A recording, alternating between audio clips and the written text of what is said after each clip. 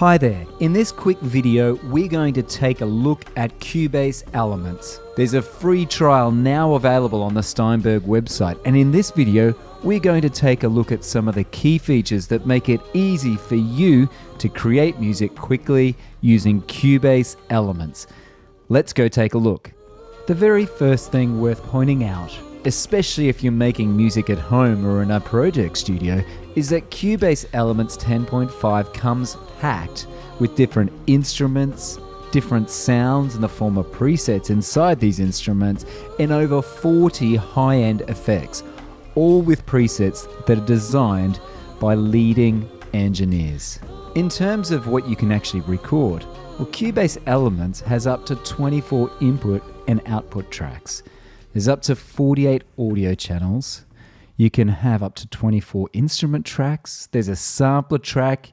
There's 64 MIDI channels, and you can have up to 16 group channels. There's a number of different types of tracks that you can use to do things like create and compose music or arrange your music, all of which we're going to have a quick look at in this video.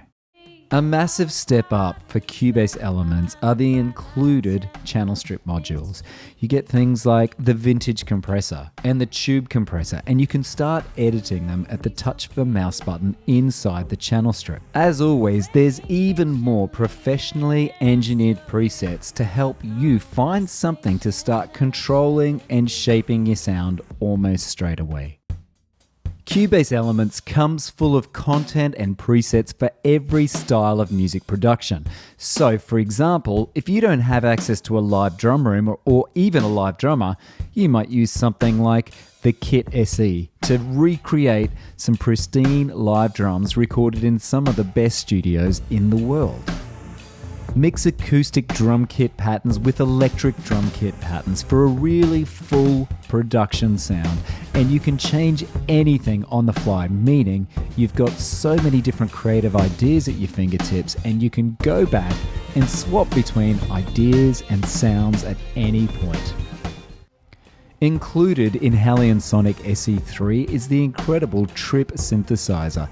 There's so many parameters you can use to shape and contour these luscious string sounds and arpeggios into your music production, and it's just a matter of using the 8 quick controls that have been linked to really important parameters inside the different content instruments in Halion Sonic SE3. You can also link them up to external MIDI controllers so that you've got tactile control away from your mouse. For all the guitarists out there who may be recording in small spaces with lots of neighbors or may not have access to a lot of equipments, Cubase Elements comes with a VST amp rack. Now we can choose between combinations of different classic amplifiers and cabinets and even pedal effect combinations, so you can find the sound that you're looking for, and it's simply a matter of plugging your electric guitar into your hardware, putting your headphones on and playing away. It's a really creative way of having access to loads of different guitar production sounds. You can even swap in between different types of microphones and microphone positioning, which is a crucial part of recording electric guitars. There's also a main tab where you can do things like EQ your overall sound, you can tune your guitar and adjust your master level. The awesome thing about using something like VST Amp Rack is you can apply it over a number of different channels, giving you a wall of different types of guitar sounds. And if you're just starting out, don't worry. There's stacks of guitar presets, including some shredding guitar sounds by some world-famous bands, including Meshuggah. There's some great compositional tools inside of Cubase Elements, especially if you don't play an instrument. You can trigger or use the mouse to play different chord pads and choose between different types of chords and their voicings. And you can also use the Chord Track, which gives you a number of different chord options in the circle of fifth. So this gives you different chords which are in close proximity to your main key. At the moment, my Chord Track is controlling a Halion Sonic SE3 track, which has the Trip synthesizer in it. And you can use the Chord Track to control a number of different types of tracks inside of Cubase, so you don't do the heavy lifting. For vocalists, it's really important to have pitch correction software included in your DAW, and Cubase Elements comes with the Pitch Correct plugin, which will correct your vocals in real time. Now, you can use it to do organic pitch corrections, or you can use it to go that little bit crazy and create some really synthesized robotic vocals. It's really up to you in terms of how you use it. And there's a number of different parameters that you can use to ensure that the tuning is correct, but also to change the formant, which is the actual tonal quality of the voice. And that's where it gets super creative and loads of fun.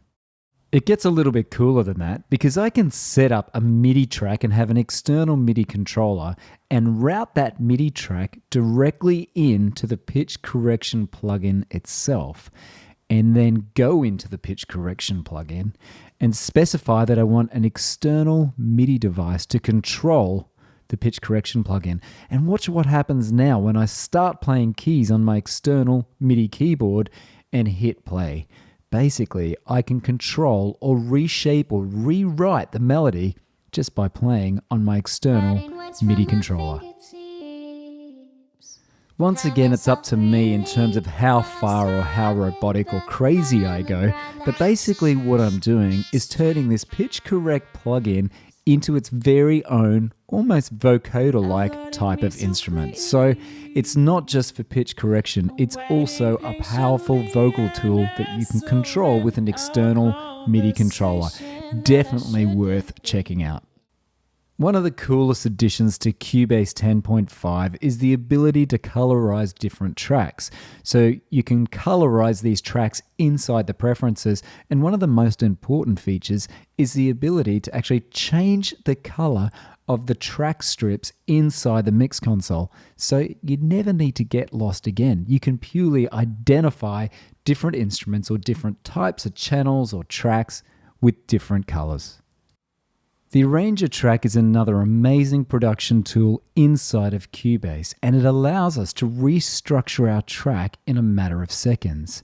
You simply add the Arranger track, then go and get a pen and draw in musical building blocks or events which represent different sections inside of your track. Each section might have something different, like a verse or a chorus or even an instrumental breakdown. Once you've selected these sections, or you've created them, over on the left-hand side, you can click on the triangle to start playing them. Then you can choose when you want to jump from event or section to section. So it's a really neat way of being able to listen to your track and hear it in a different order. It's a really amazing tool when it comes to remixing or even trying to shave some all-important time off a track for a radio edit.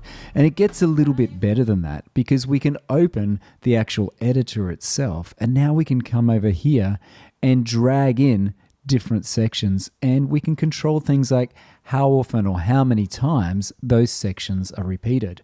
So once we're happy with this particular order, and you can listen to it through if you want, you can go in and actually save it, or it's called flatten this new version as a complete new project. And that means we retain the old project, so we've still got our original, and we've got this new project which we can start working on. We can start adding new effects or shaping the sound even further.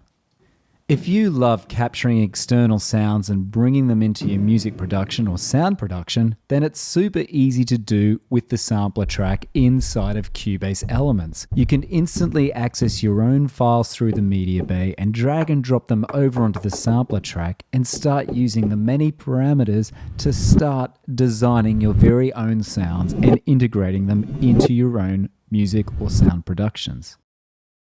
You can also use the included Kaleidoscope library to browse through a number of different samples which you can quickly bring across over into the sampler track and start manipulating. So you don't need to bring your own content over, and the sampler track is always there just in case you need that little bit of extra creative vibe. Finally, the ability to export your video with your very own compositions and soundscapes is now here in the latest versions of Cubase. You can export video into a high-resolution file and instantly start sharing your music and videos with the world. There's plenty more in-depth videos on all of the features I've shown you in this quick video on the Cubase YouTube channel, so please subscribe and like this video if you've learned something. Enjoy being creative with Cubase Elements 10.5. I'll catch you soon.